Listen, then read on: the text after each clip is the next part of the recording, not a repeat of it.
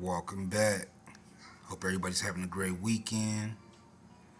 About to do some pan-seared ribeye steak, some flavor, some oven roasted acorn squash homegrown, some Parmesan pasta.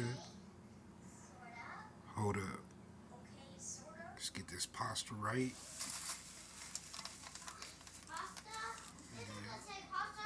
Good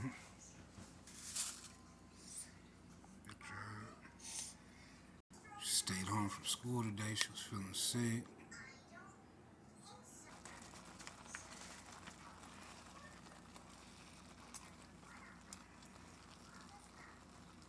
That's where we at. That flavor. These squash, so when you get these seeds out, flavor. Drop. Start these off with some beer.